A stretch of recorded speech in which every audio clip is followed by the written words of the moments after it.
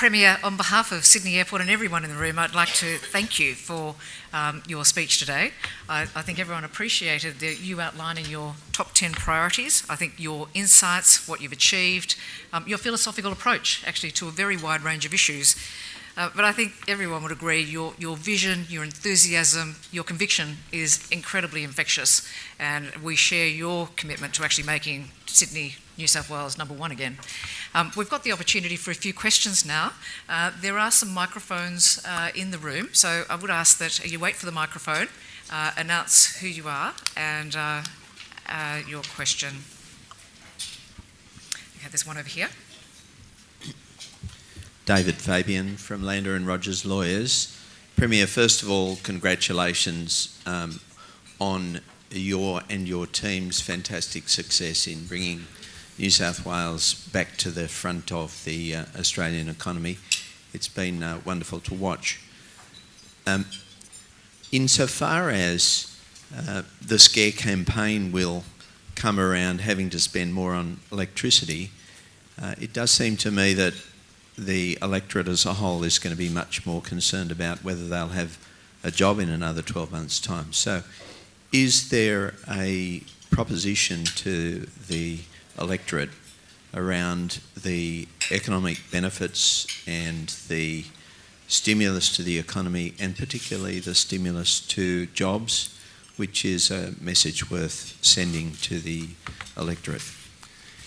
Yeah, no, David, you're right. It is, and obviously, in simple terms, what can a state government do about jobs? And it's, in my mind, it's quite easy. You start with infrastructure. That we control infrastructure, we can invest in infrastructure.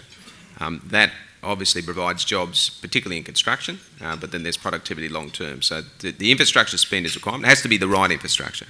And the other thing that we did with infrastructure was establish an independent body to actually determine the economic priority in terms of infrastructure for the state. Previously it was kind of done around cabinet tables when it should be done by experts. And that's, so that is, whatever happens in politics, that's a legacy that we will leave behind, and that is a very important measure. But the other thing you can do is obviously try and make it competitive to business, and we've taxation. We put $5,000 in terms of new jobs. We've taken a rebate, $5,000 payroll tax rebate for each new job that comes on.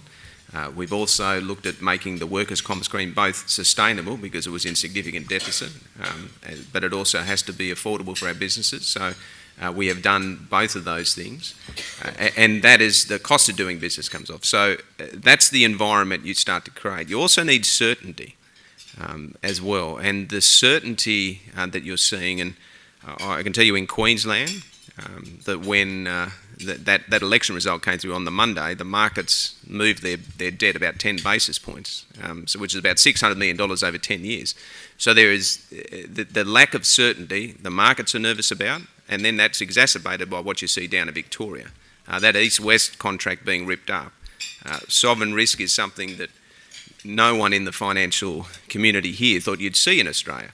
But if you are an institutional committee overseas and you're making investment decisions and you see proposals where contracts have been signed into by government but ripped up, that takes away the confidence. So just as importantly, a strong, stable, sensible government is critical, because businesses, they need to have that assurance in order to put their capital at risk and to make long-term decisions.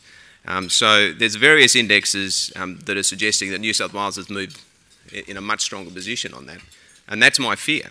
My fear is with economic uncertainty, with potentially weaker jobs growth as the mining investment comes off, how is New South Wales positioned? I think we're very well positioned because the infrastructure spend is significant, but we want to turbocharge it. And at the same time, the environment of operating in New South Wales has become much more competitive on a relative basis, and the policies I think that we're setting out are sensible, believable, and actually being achieved. So that package I think is the best way. And the infrastructure program, yes, the WestConnex project itself, 10,000 jobs in construction. So there's tens of thousands of jobs that come on the back of the infrastructure program, but it's the overall environment we need to continue to push. And we'll be aggressively targeting Queensland and Victoria to businesses there. So look, come to the strength. Come down and operate here because New South Wales is moving. We have the right environment, and we want your business, and that's the way you get the jobs, obviously. Okay, we have a question over here. Cassandra Kelly from Pottinger. Mike, there's a lot of comment at the moment about Australia being in crisis and leadership crisis, and I don't think people mean just at the political level. You're obviously used to a short-term environment, but many corporates feel that their short-termism that's imposed on them by the markets is just second to none. We all having the opportunity to look at you and wonder about what you stand for and what you're going to achieve. Do you look back at corporate leaders and have any good advice for them of how to cope with short-termism? Heavens, Cassandra. So hang on. So advice back to corporate leaders, and what do you want me to say to them? Don't focus on the short term. Don't be panicked by the short term. Yeah. No. Well, absolutely. Yeah. And I'd say go long New South Wales. So if you are, if you're looking, where you're going to put that distribution warehouse, well, New South Wales is a spot for you. And look, it is, and obviously political environments can be volatile. I mean, they can sometimes be years of stability, and elements of instability, whatever it is undoubtedly going to have an impact in relation to business decisions. But look, I'm still very optimistic. I know there are some headwinds. But where I see we still have capacity in terms of interest rates. The underlying retail figures we are seeing are strong. We're certainly seeing a housing sector that's moving here. The infrastructure spend that is coming. The Aussie dollar has fallen, so I mean that has provided an impetus to some of our other sectors that have been struggling, such as manufacturing.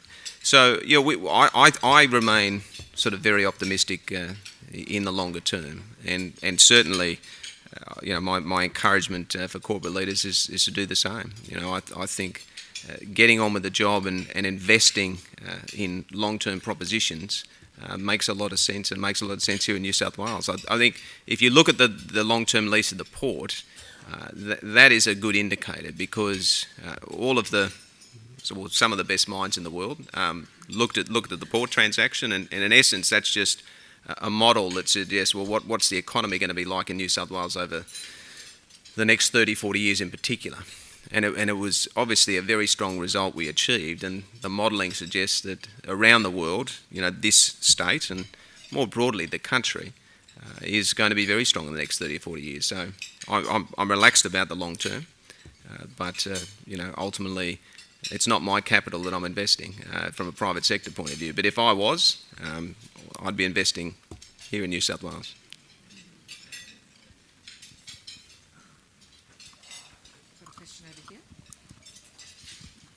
David Adams, Strategic. So just to follow up to that, so if you're going along New South Wales, presumably you're using a discount rate somewhat less than 7% real, which is recommended by New South Wales Treasury.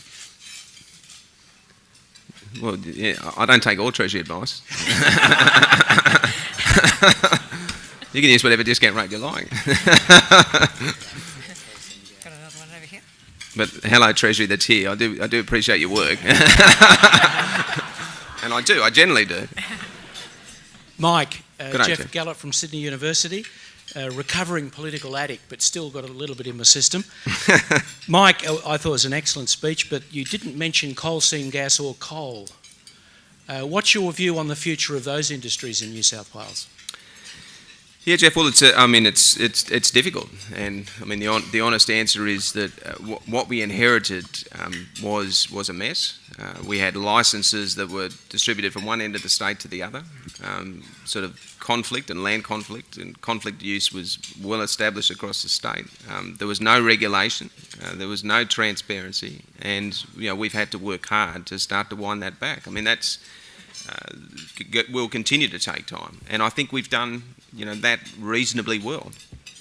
It's important. I mean, we need gas in New South Wales because our manufacturing sector, there's hundreds of thousands of jobs connected into that in particular. The more downward pressure we can put, the more competitive the economy, the more jobs that come, the more households have an ability for discretionary spending. So it's a balance, and we are dealing with what was left behind in terms of existing sites underway. We've asked the chief scientist to come forward and to make significant recommendations on the way that we can progress. And her recommendation was you can progress the industry, but you do need the strong regulation, which we are putting in place, and we're following all of her recommendations, and transparency, things such as, what is the impact on this project right now to this water table, and no matter how far it's located, what is the actual impact, and real live data that puts some accountability and transparency into the process. So we are working, that way. We've reduced the number of licences. It was covered 60% of the state, and we've taken it down to 15% of the state. So, I think we've made significant progress from where we were, and we will continue to do that. It's important, though. I mean, there is no point, and I would never support sort of undertaking activities that were going to damage long-term, our water or the environment. We need to rely on experts, though. We need to ensure that the experts are the ones that are determining us in relation to those impacts, and that's what we guided on. So, with the Chief Scientist's recommendations, lining up the appropriate experts alongside responsible industry in the right spot, we've got the capacity to take it forward. But, we are dealing and retrofitting a problem that was left behind. Well, Premier, we are out of time now.